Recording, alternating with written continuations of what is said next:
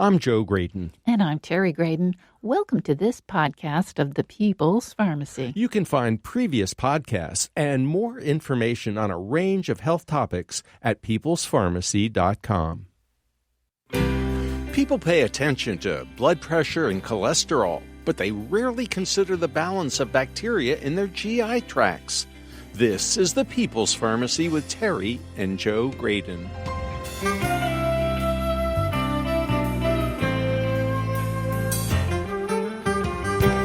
Over the last decade, research has shown that the various types of microbes we host can have a profound impact on our overall health. For one thing, our microbiome helps shape our immune response. That's especially important during a pandemic like COVID-19.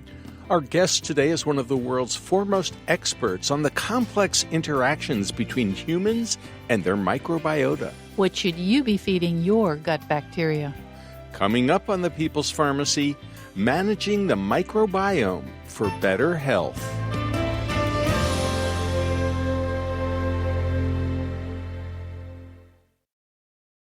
In the People's Pharmacy Health Headlines, one of medicine's tools against COVID-19 now has infectious disease experts puzzled.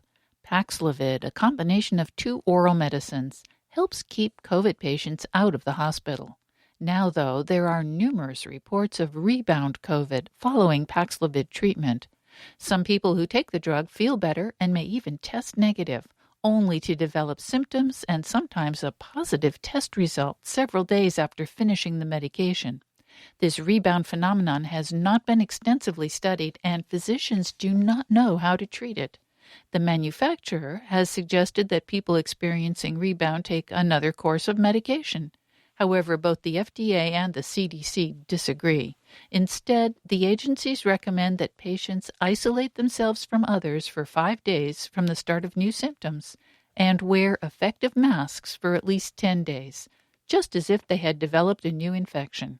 A report from the VA suggests that some people experiencing rebound may be contagious, so it behooves them to take measures to avoid spreading the virus. When the COVID pandemic began, people worried about dying from the infection. Although that's still a risk, now the big worry is long COVID. This week, 3 different studies were published. The CDC reports in its Morbidity and Mortality Weekly Report that 1 of 5 adults between 18 and 64 years of age have persistent health problems caused by a previous COVID infection. That number is even higher among seniors. 1 in 4 people over 65 have lingering symptoms after they recovered from the coronavirus. Another study published in the Annals of Clinical and Translational Neurology shows that post-COVID symptoms often last more than a year. These researchers were specifically interested in common neurological complications such as brain fog, tinnitus, numbness and tingling, fatigue, dizziness, blurred vision, and headaches. The third long COVID study was published in the Annals of Internal Medicine. The researchers conducted comprehensive examinations and extensive testing on 189 people with persistent symptoms and 120 people without symptoms. They were looking for signs of the virus or other biomarkers that might explain the long-lasting complications. Unfortunately, none of their tests revealed a clear cause for long COVID. According to the Dietary Supplement Health and Education Act of 1994, supplement manufacturers are supposed to tell the FDA whenever they introduce a new ingredient into their products. A new report suggests that many manufacturers have skipped that step. In fact, experts estimate that approximately 3,400 ingredients have entered the market without FDA notification. Dr. Peter Cohen, head of the Supplement Research Program at the Cambridge Health Alliance, says this is an indictment of both the FDA and the manufacturers. The FDA says supplement makers will have a 6-month grace period to submit their ingredient reports without negative consequences. Some makers object that the FDA has not provided clear guidelines on what information must be submitted and exactly how to do so. The agency has offered draft guidelines twice before, once in 2011 and once in 2016, but manufacturers objected to them. It now says it will offer final guidance before the end of this year. Are you a morning coffee person? Millions of people around the world rely on that morning jolt to get their brains in gear. A new study published in Scientific Reports explains how coffee improves cognitive function. The scientists used EEGs, that's electroencephalograms, to determine functional connectivity of brain regions before and after caffeine consumption. In addition, the subjects completed several cognitive tests. After they drank their coffee, volunteers had improved executive function. This correlated with more efficient brain connectivity. The results reinforced previous data suggesting that caffeine improves attention, cognition, and memory. And that's the health news from the People's Pharmacy this week.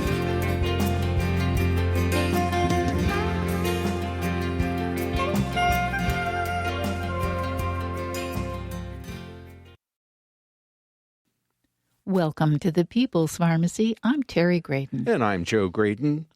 Researchers used to think that the bacteria and other microbes in our digestive tracts were troublemakers.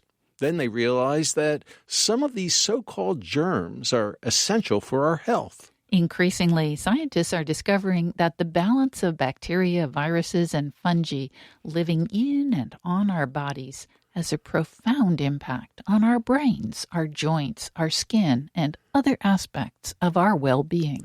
To learn more about the latest research on the microbiome, we turn to Dr. Aaron Elinoff. He is a professor of immunology at the Weizmann Institute of Science in Tel Aviv, Israel, where he co-directs the Personalized Nutrition Project. Dr. Elinoff is also a principal investigator at the German Cancer Research Center in Heidelberg, Germany. His research focuses on understanding the complex interactions between humans and the bacteria that reside in their gut and how these interactions shape human health and disease. He joined us from his home in Tel Aviv. Welcome back to the People's Pharmacy, Dr. Aaron Elinoff. It's a pleasure to be with you again. Dr. Elinoff, when I was in school, I'm thinking middle school or what we used to call grade school, I learned about something called symbiosis.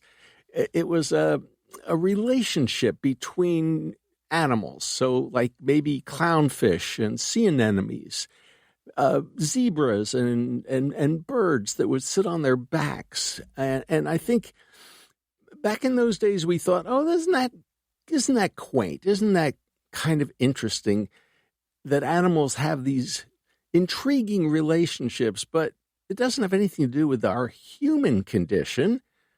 Well, your research would suggest that we need to rethink that there is a relationship between the bacteria in our digestive tracts and, in fact, throughout our bodies, and how well we function as humans. Can you tell us a little bit about this microbiome mutualism?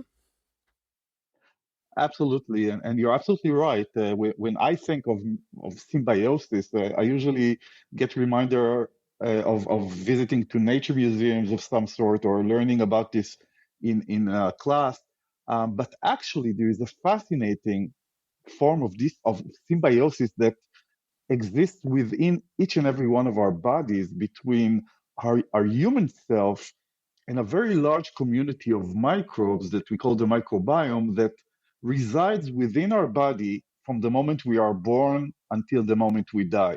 And in the last 10 or 15 years, we were able for the first time to study these microbes that are very hard to grow.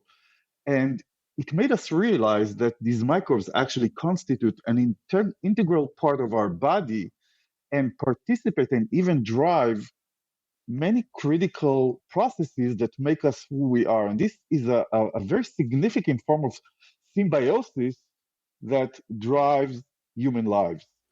Well, in the age of COVID, everybody is concerned about their immune system and how well it's working. And I'm kind of fascinated, especially because you are in part an immunologist, and that is your basic research interest, how immunology and the microbiome interact. The microbes in our body, these communities that we call microbiome, impact our physiology in many different ways. But one of the central effects that we and others have recognized to be carried on by these interactions with microbes in our body involves the immune system. In fact, in a decade or so of work, we were able to show that whole arms of our human immune system need our microbiome in order to function and to properly develop. In a way, the microbes may be regarded as instructors that help our young immune system during childhood evolve into one which recognizes between or identified a friend from foe and enables to live peacefully in times in which there is no threat affecting our body, but to really aggressively react when a pathogen, when a bad bacteria is introduced into our body and risks our own existence. So the microbiome is increasingly regarded as a critical, important guide or teacher that helps our immune system develop in the proper way.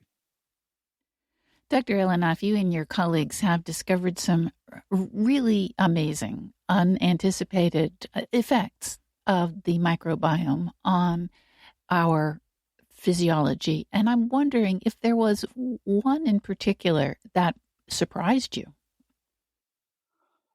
I think that this very young field that I was so lucky to engage with right from the very start does not cease to surprise us. In almost any project that we carry on, we run into quite counterintuitive discoveries that are in many cases very surprising. One of the big surprises that took us years to believe and to develop is the fact that different people seem to carry a different and unique fingerprint of microbes that makes them different from one another. At first, this was very scary to us because we as scientists always like uniform platforms and systems. It makes our life easier in studying them, and this variety of microbes in different people was very complicated to us. But in a few years, we've learned to appreciate that this individual signature of microbes that defined who we are and why we're different from our family members or our neighbors and colleagues may explain why different people that carry a risk of developing many different common diseases in their human genes actually end up developing or not developing these illnesses or developing different features of these illnesses.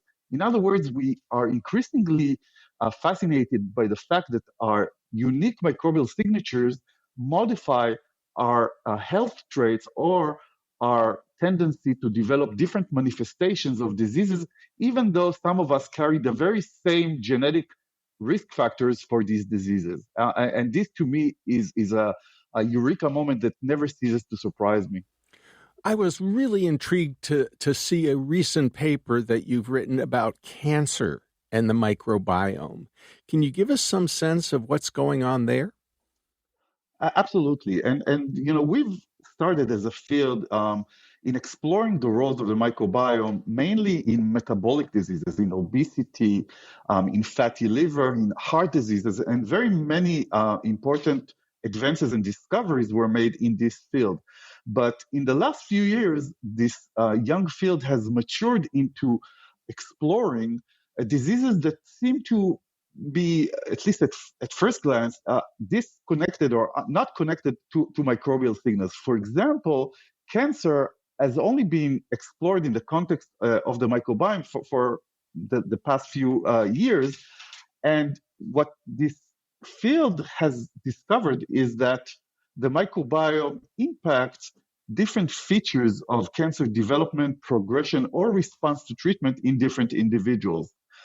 In fact, the microbiome in some cases is suggested to be able to help us harness different treatment approaches into different individuals based on their unique microbial signatures. And this has developed into a very active field in which many people are studying impacts of the microbiome on, for example, cancer immunotherapy, which is one of the really exciting new developments in cancer treatment that enables to harness or to activate the immune system in a way that helps to cure cancer, even in terminally ill patients. And what we've discovered is that different signatures of the microbiome determine who are these patients who would be more or less responsive to such immunomodulatory treatments. And I guess one of the most fascinating aspects of your research, and we'll be talking about this in a bit, is that we can modify the microbiome, either in a negative way or a positive way, in part depending on what we eat, but also exposed to the medications we're taking. Absolutely. I think one of the points that make microbiome research so exciting to so many basic scientists and clinicians is the fact that you may regard our microbial populations in our body as a neglected organ that carries within it a lot of knowledge, genes, and information that relates to our health or to our propensity of developing disease. Now, this information is additive to the information that is stored in our human genes.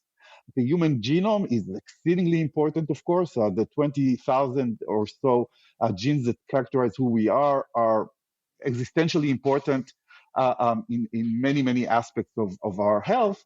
But unfortunately, at least in 2022, we are very limited in our ability to correct a genetic error or a mutation that we were born with, even if it causes a tendency to develop a horrible disease. In contrast, the genes that are stored in our microbiome are much more amenable to manipulation and treatment than the genes in our human genome. And this is one of the exciting prospects of this very young microbiome field, because by studying it, we are increasingly able to find ways of changing the microbes and the information that they stored by personalizing our nutrition, by transferring into this microbial community new communities of microbes that make, in some contexts at least, make people healthier, or by using other means of getting rid of bad microbes or supplementing good microbes in ways that we hope would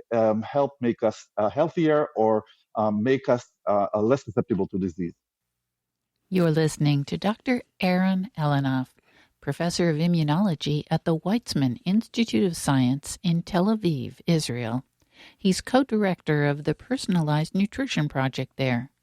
Dr. Elinoff is also a principal investigator at the German Cancer Research Center in Heidelberg. He's co-author of The Personalized Diet, the pioneering program to lose weight and prevent disease. After the break, find out how Dr. Elinoff and his colleagues studied the composition of the microbiome. They've discovered that the balance of bacteria and other microbes changes from morning to evening and from one day to the next. What are the implications of these circadian rhythms? How does our diet affect the microbiome? How should we be feeding our bacteria to help our microbes thrive?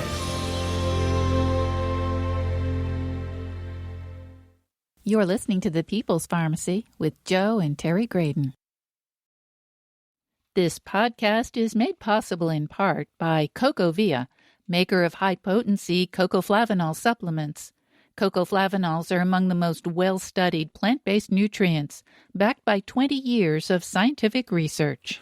CocoVia Cardio Health is available in capsules or powder, providing 500 milligrams of cocoflavanols daily.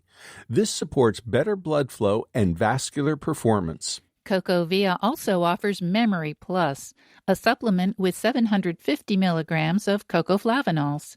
This product is backed by 4 different clinical studies demonstrating significant improvement in several aspects of memory. CocoVia Flavanols offer you all the benefits of chocolate without the sugar. Get 15% off your order by using the discount code PEOPLES15. That discount code, PEOPLES15. More information at cocovia.com.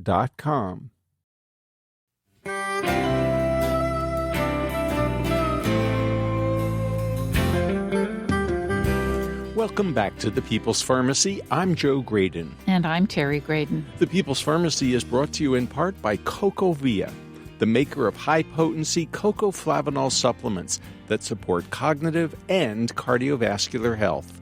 More information at cocovia.com.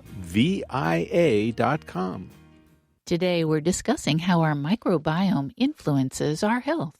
Most of us do not pay much attention to the ecology of our digestive tracts, and yet the types and the health of our microbes have a profound impact on us. How can we nurture a healthy balance of bacteria, fungi, and viruses? Our guest is Dr. Aaron Elinoff. He is a professor of immunology at the Weizmann Institute of Science in Tel Aviv, Israel, where he co-directs the Personalized Nutrition Project. Dr. Elinoff is also a principal investigator at the German Cancer Research Center in Heidelberg, Germany. His labs at the Weizmann Institute and DKFZ focus on deciphering the molecular basis of host microbiome interactions and their effects on health and disease. He's co-author of The Personalized Diet, the pioneering program to lose weight and prevent disease. Dr. Elinoff, I'm wondering how you actually study the composition of the microbiome. Can you give us some ideas of what sorts of techniques you use? Absolutely. So the microbiome or the presence of microbes in areas of our body, such as the gastrointestinal tract, has been known since the development of light microscopy in the late 19th century. People such as Eli Mechnikov and others, the founding fathers of modern science and of immunology, put material coming from their own excretions under the microscope, and they saw moving microbes. So this was common knowledge already back then. However, these microbes that live within our body are very fastidious. They're very hard to grow and to study. And for that reason, the microbes in our microbiome were neglected for over a century. The breakthroughs that enable us to study them so extensively have emerged just 15 years ago as part of the Human Genome Project, in which very big national efforts, mainly in the US, have resulted in the development of what we call next generation sequencing, which basically is a very advanced technology that enabled to take very large chunks of genetic material and tease them apart letter by letter. And this enabled the sequencing of the human genome that incidentally has only been completed just a couple of months ago. The same technology was then adapted into studying the microbes in our body. In other words, rather than growing them, which was very difficult, we characterized the genetic material in our microbiome, completely uncover what the information stored in their genetic material is, and based on this information, we're able to tell which microbes are in different microbiome configurations and what are their presumed functions. So this sequencing-based technique that started as part of the Human Genome Project is now extensively used in microbiome research. But this was only the beginning, and in the last 10 years, given the explosion in research related to the microbiome and its profound impacts on human health, new technologies have emerged that enable us to culture microbes in our body that were previously considered to be unculturable. This opens up many different opportunities. And to also study the microbes on a more functional basis by studying the thousands of potentially active small molecules that they secrete, the proteins that they generate. And this opens up a whole big array of possibilities in trying to understand the alphabet, which forms the language by which we and our microbes communicate through the secretion of these many different molecules, and what goes wrong in the communications that lead to a propensity of developing disease. This is interesting and important from a scientific perspective, but it also enabled us for the first time to understand what we need to supplement or to block to make the communication with our microbes go back to normal, thereby preventing or treating their contribution to disease. I'm curious about the ways in which you sample the microbiome. I seem to recall when we talked to you last, we asked about in essence, stool sampling and analysis. And you suggested that to really know what's going on, you've got to take a sample from the colon itself. Has that changed at all? No, it hasn't changed. It actually got reinforced by a number of studies following our original study that point to the fact that while we mainly study the gut microbiome by collecting stool, which is accessible and is a very good way to assess the general composition and function of different microbiomes in different people, because it could be regarded as a sort of a common denominator of the different microbial communications that exist along our gut, to be really accurate and to generate the signal that really connects to different health and disease contexts. We found that generating a system that enables to invasively collect the microbiome from different regions of the gut gives us a better signal that better predicts different health outcomes. Of course, this is much more difficult, invasive, and associated with adverse effects if done by colonoscopy and endoscopy. But there are many startup companies that are now making a big effort in generating new systems that would enable to sample our gut microbiome from within without having to shove in colonoscopies, for example, by pills and other devices that try to collect this material from our longer gut. So I think that the prospect of integrating the very accessible and important signal that comes from stool sampling, which is still the mainstay of our field, with new technologies that would enable to sample ourselves from the inside, would further enable us to crystallize the contributions of the microbiome to health and disease. Dr. Elinoff, you've said that the microbiome of each individual person is, in fact, as individual as our fingerprints. And you and your colleagues have written that the microbiome actually changes. It's not the same from morning to night. It's not always the same from one day to the next. Can you tell us a bit about that fluctuation? Yes. When we started working on trying to understand how our gut microbiome is impacted by our diet, we mainly focus, like other people, on the content of what we eat, and we found that the composition of our diet is perhaps the strongest signal that contributes to the unique fingerprint that characterizes different people's microbiome. But then we asked a naive and maybe an outrageous question, which is maybe the timing of our diet also has an effect in modulating different people's different microbiomes. So that led to a very ambitious study in which we were utterly surprised to discover that our gut microbial populations actually changed their composition and their behavior at different times of a day along a 24-hour cycle. And this circadian activity of microbes that completely live in the dark was absolutely surprising. How do they know that it's day or night and change their behavior so reproducibly without ever seeing sunlight?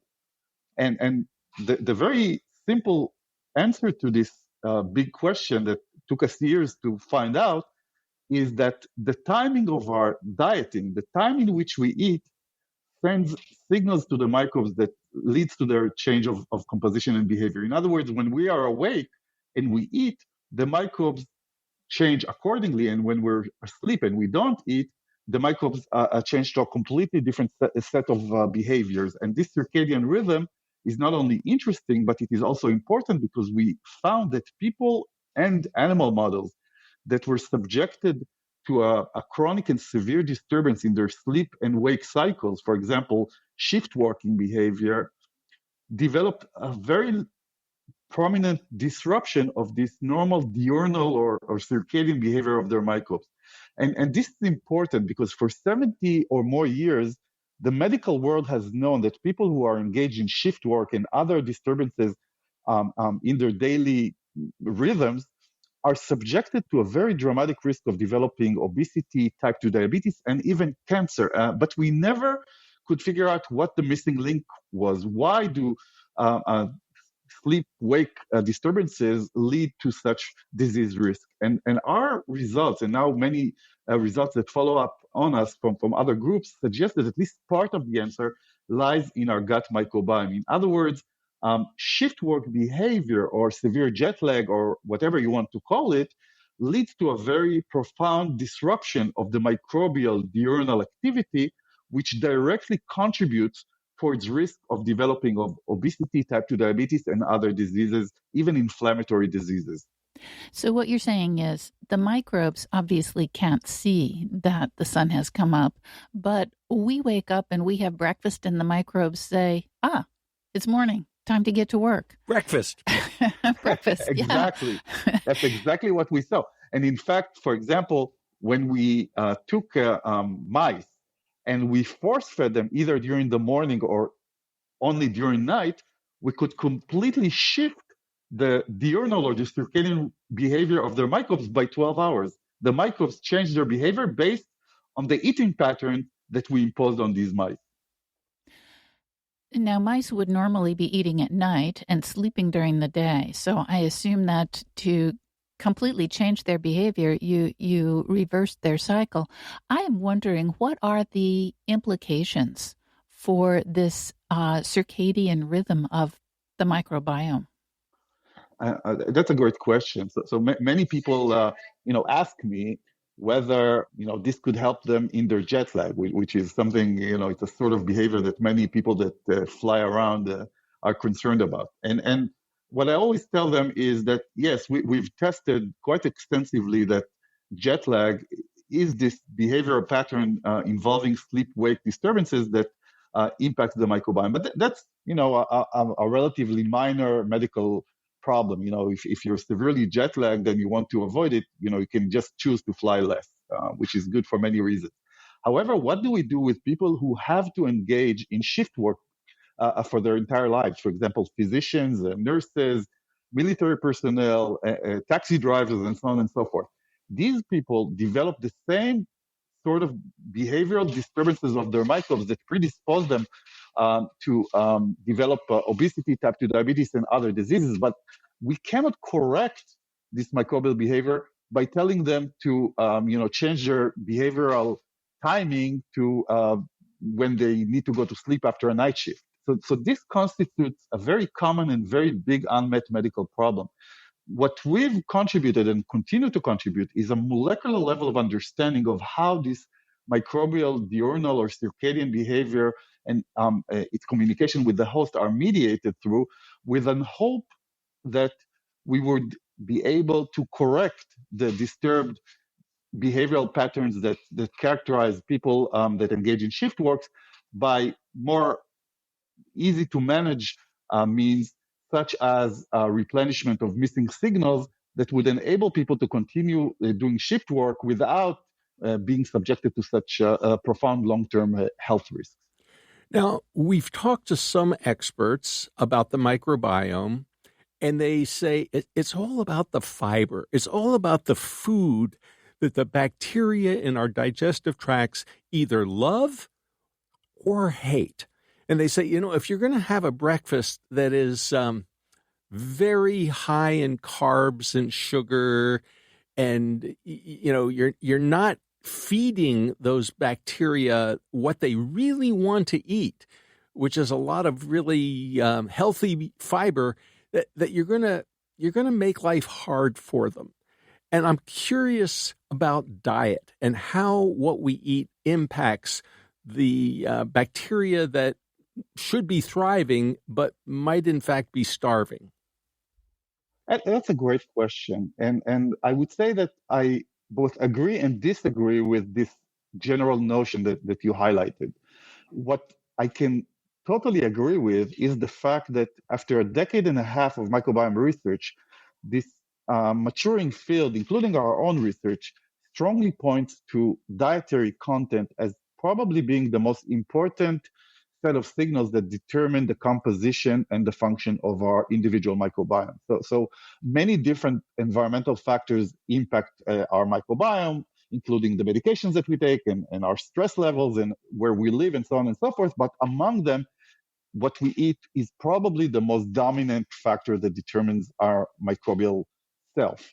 However, what I disagree with are these oversimplified notions that try to find a silver bullet, simple dietary intervention that would make our microbiome, quote unquote, healthier or not healthier. And what we see in our extensive research is that you cannot be very judgmental towards your microbiome and call it bad or good. It just doesn't work this way. Yeah, some microbes that are bad in your body may be much less bad or even good in my body. The second most important concept is the personalization process.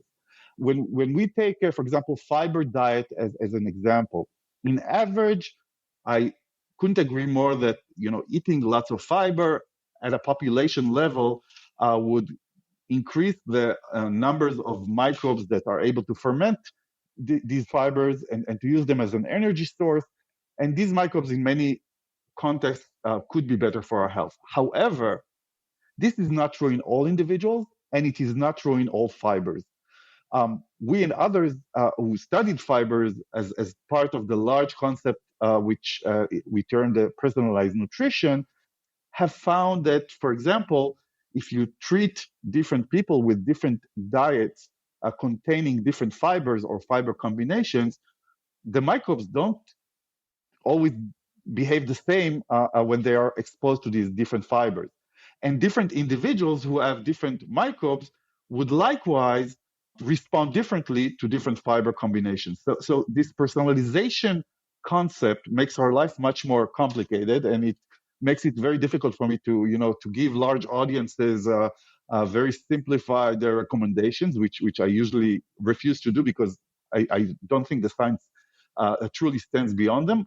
But the encouraging part is that by integrating the very big data that we're now able to collect from different people's microbiomes, we're able to use modalities such as artificial intelligence in helping us predict a person's good or bad responses towards different dietary interventions.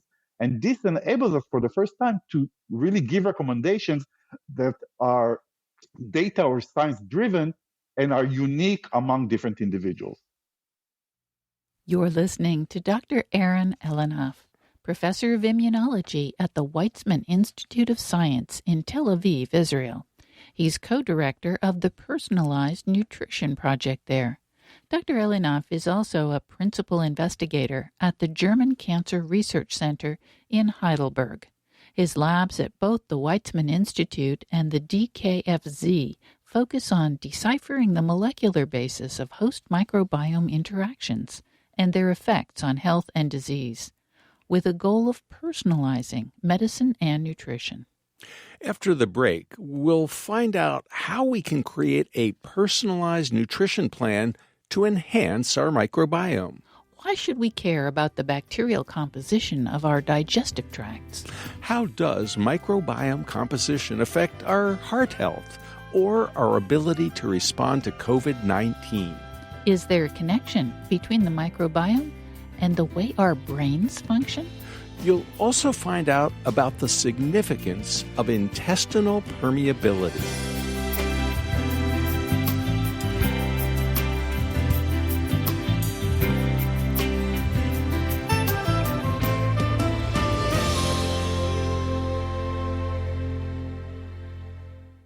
You're listening to The People's Pharmacy with Joe and Terry Graydon.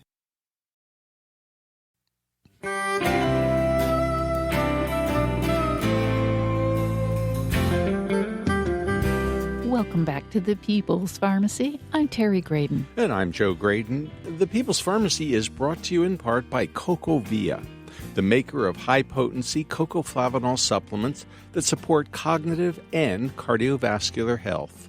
More information at cocovia.com. Our topic today is the importance of something we often prefer not to think about.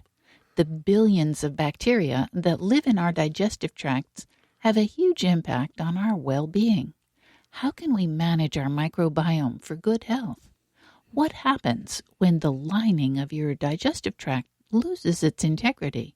What are the implications of intestinal permeability? Our guest is Dr. Aaron Elinoff, professor of immunology at the Weizmann Institute of Science in Tel Aviv. He co-directs the Personalized Nutrition Project there and is a principal investigator at the German Cancer Research Center in Heidelberg. He's co-author of The Personalized Diet, the pioneering program to lose weight and prevent disease.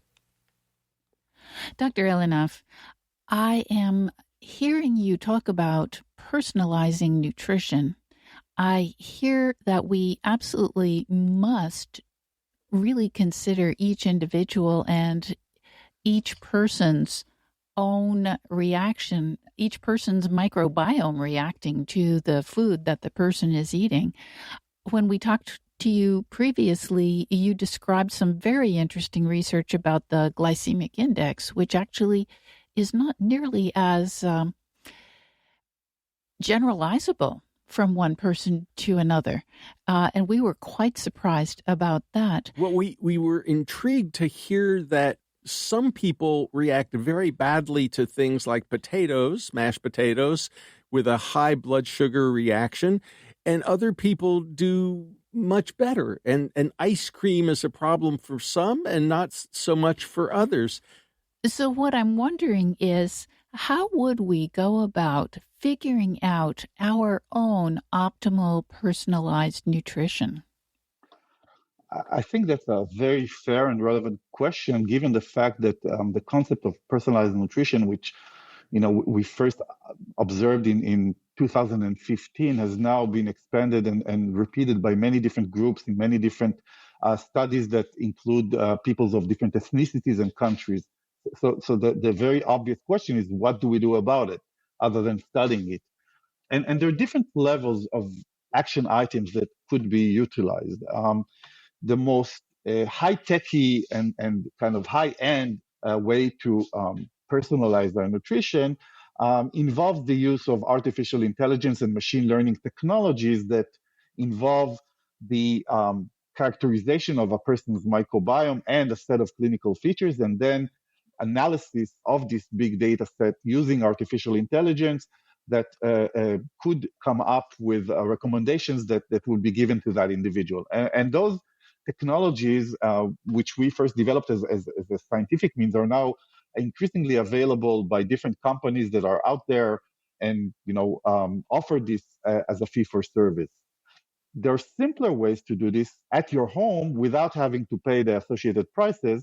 One of them involves just purchasing a glucose testing device that is available in your local pharmacies. It involves a very non-painful skin prick and then measurement of your blood sugar levels.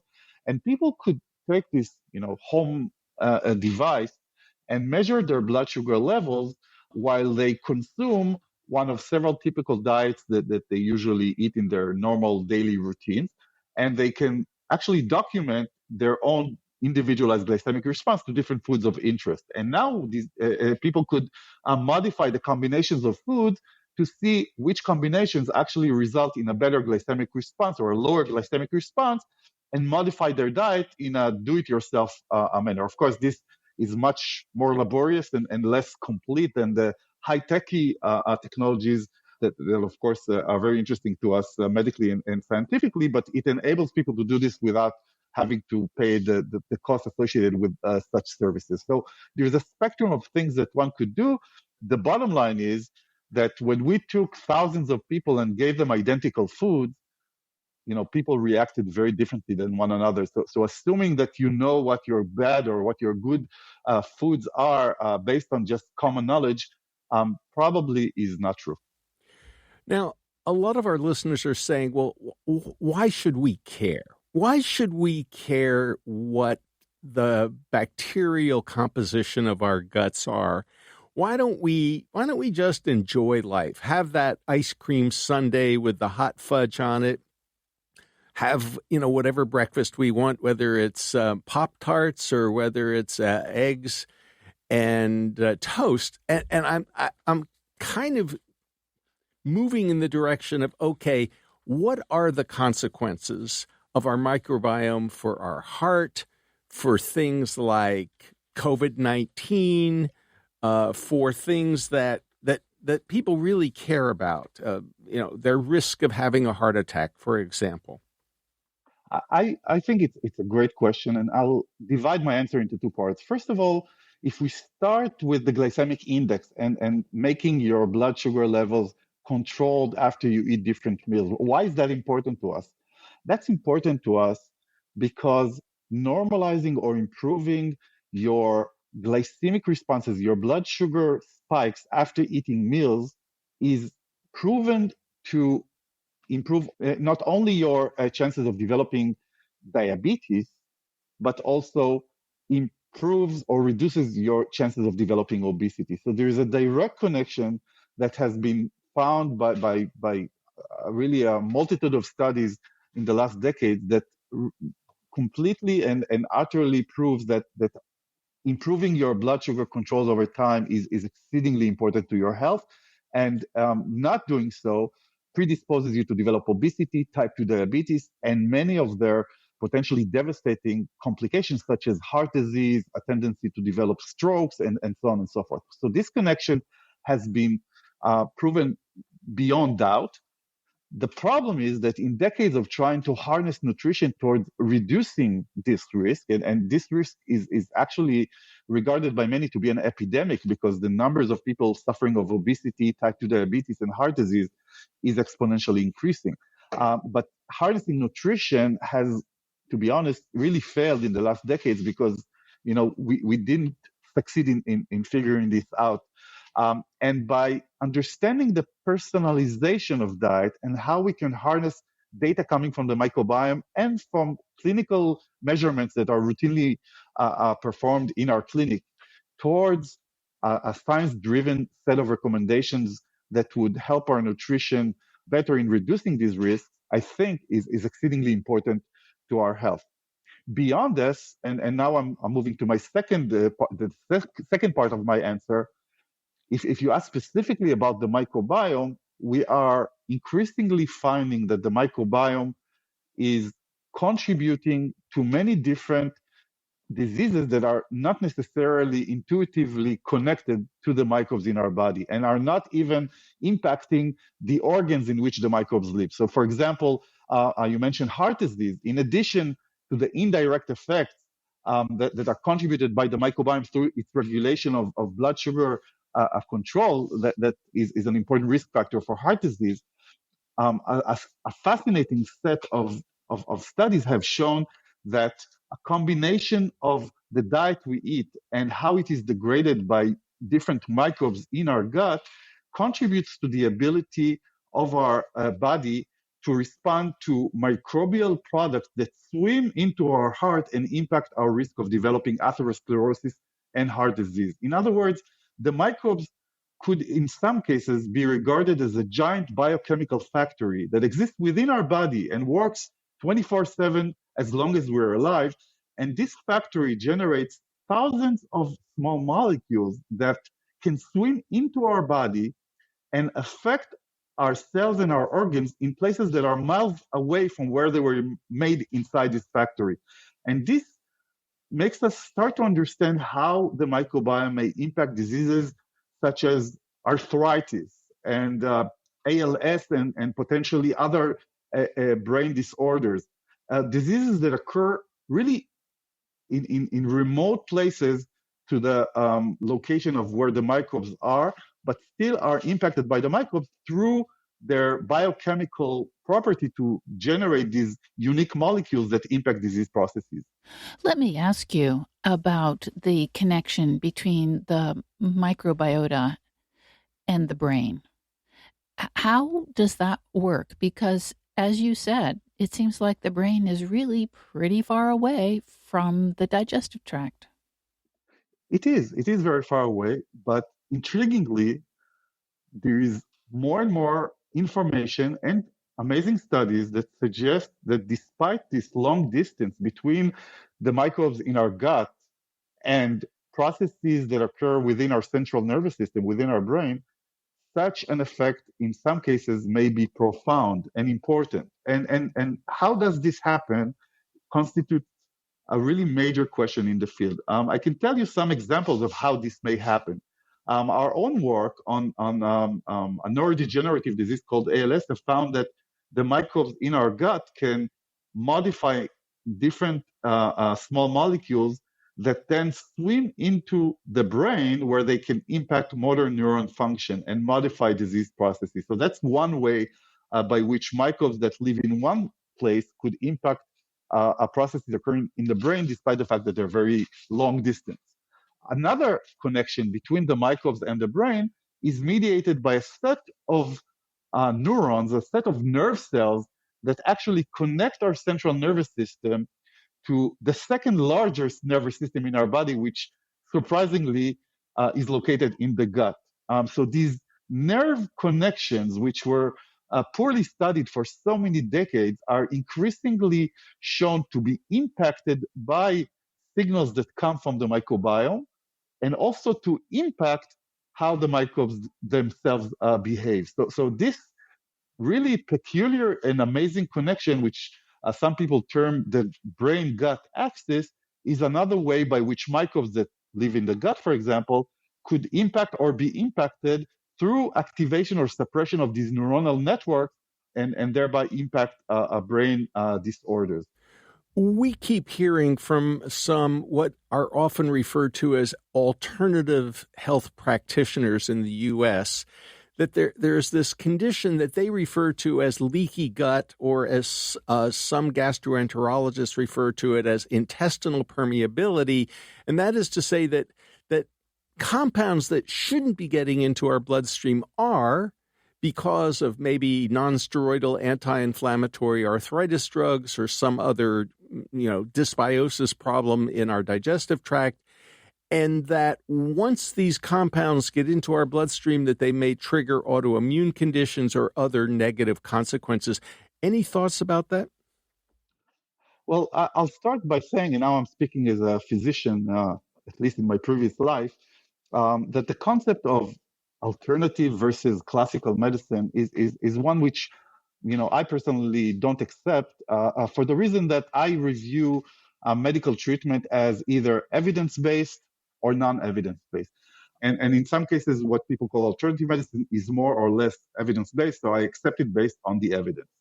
With respect to leaky gut, I would classify this as actually evidence-based. And we increasingly find that a common denominator of the impact of the gut microbiome on the processes that lead to many systemic disorders and disease constitutes the barrier of the gut, or the ability of the gut to withstand infiltration of molecules that come from the microbes, which may be modified at different health and disease contexts. In other words, when we're healthy, in many cases, the gut is able to form a barrier that prevents many of the molecules that are generated by our microbes and are not necessarily good for us from penetrating our almost sterile body.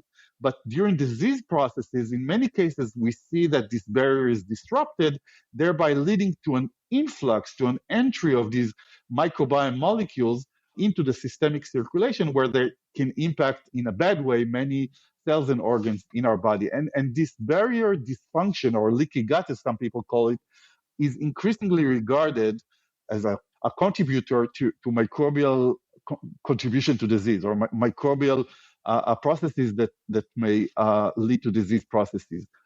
Interestingly, this barrier, which for many years we regarded as a static kind of wall or a non-regulated barrier, is now slowly but consistently decoded, and we understand that this barrier, like most other important things in our body, is impacted by the microbes, by the host, by the immune system. And by reaching such level of understanding, we are hopeful, and there's some examples already out there showing this, that in cases in which leaky gut is present, we may be able to reverse it and to prevent the adverse effects that are associated with such leaky barrier. Dr. Elenov, I wonder if you could comment about the pharmaceuticals that we take with such regularity and such passion. I mean, antibiotics, we love them. We take them sometimes when we don't even need them. There are also these proton pump inhibitors that suppress acid, which now are available over the counter without a prescription or a doctor's supervision. We pop nonsteroidal anti-inflammatory drugs, ibuprofen, naproxen, like candy. And then artificial sweeteners. We just love them because we think, oh, I can have the sweetness without paying the price. How do these drugs and this kind of food additive impact our microbiome and our intestinal permeability? I think that's a very important question. I would start by saying that antibiotic treatment has transformed human lives, within less than a century from their discovery, by tackling the leading causes of human disease and mortality for thousands and millions of years, which are infections. So in general, I regard antibiotic discovery and usage is a big miracle for us that enabled us to prolong our life substantially within a short period of time. However, we are increasingly aware that the extensive and sometimes non-justified use of antibiotics is also associated with a very heavy price that we pay. And one of the biggest prices that we pay is the fact that antibiotics wipe out and disrupt the composition of our gut microbiome. And by doing so, this use, when it is not justified, subjects people to the chronic health risks associated with a disrupted gut microbial community. So this yin and yang is something that we need to consider, or physicians need to consider when they prescribe antibiotics to the patient. And my recommendation is always to stick to the indications that are science and medically based, to minimize the use of antibiotics to the shortest possible periods, thereby avoiding this unnecessary price that we pay at times to their widespread use. With respect to the many other medications that we take, sometimes over the counter, sometimes prescribed, we are increasingly discovering that many of these medications impact the microbiome in ways that are at times surprising. In some cases, the microbes degrade in some people these medications and make them less effective. In other examples, the microbes actually degrade these medications into their active ingredients, and without the microbes, these medications would not work. So again, in regarding the microbiome as this huge factory that sees all of these compounds that we call drugs and modifies them, one understands that by just taking medications because we feel like it, we may cause harm to the microbes and thereby impact our health. Artificial sweeteners are just another example of a dietary compound that we take because we thought for many years that they are very sweet but do not impact our body because our body is unable in most cases to degrade them, and therefore they're not associated with a caloric price. So people took them for their sweet taste.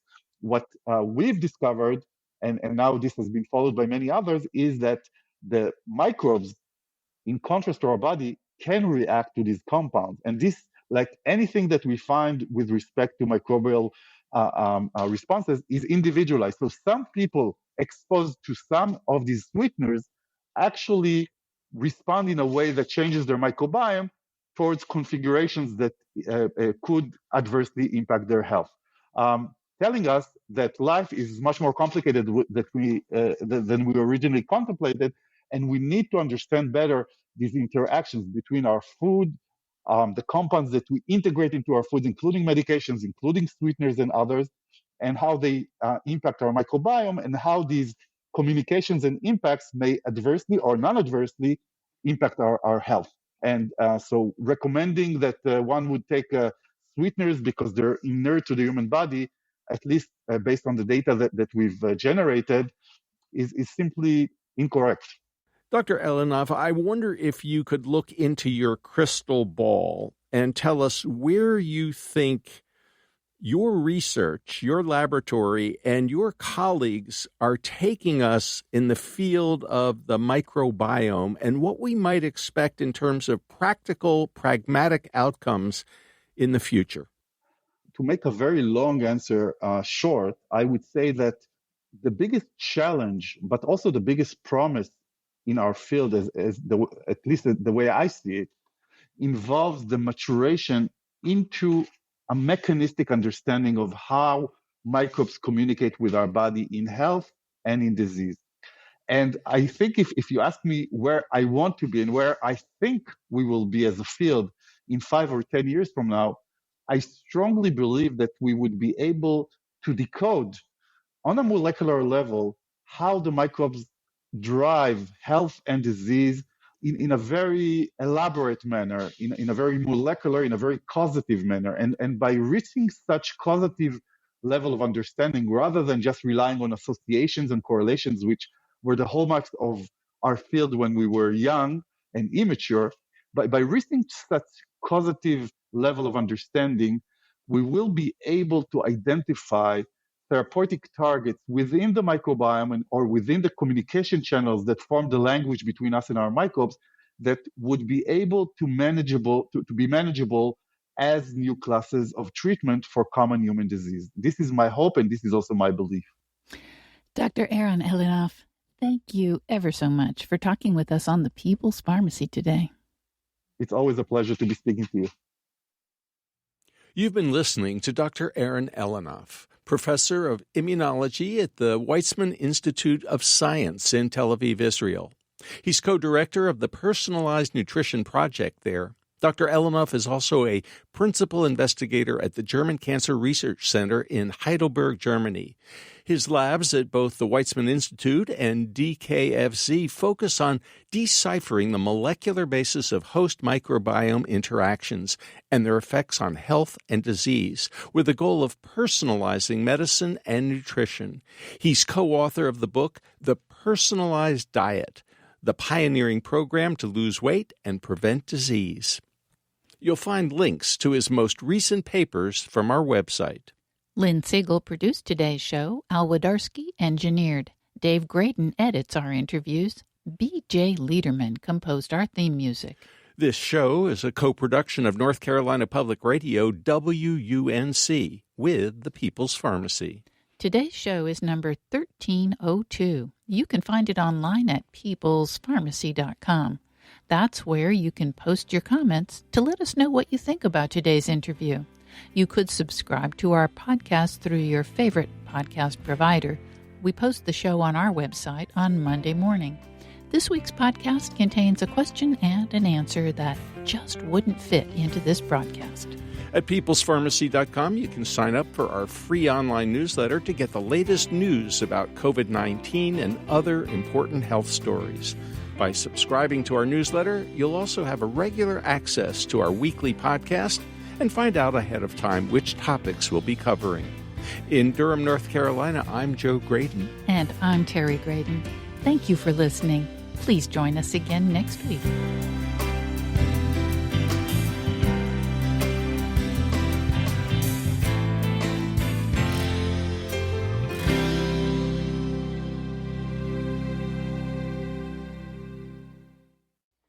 Thank you for listening to the People's Pharmacy Podcast. It's an honor and a pleasure to bring you our award-winning program week in and week out. But producing and distributing this show as a free podcast takes time and costs money. If you like what we do and you'd like to help us continue to produce high-quality, independent healthcare journalism, please consider chipping in. All you have to do is go to peoplespharmacy.com/donate. Whether it's just one time or a monthly donation, you can be part of the team that makes this show possible. Thank you for your continued loyalty and support. We couldn't make our show without you.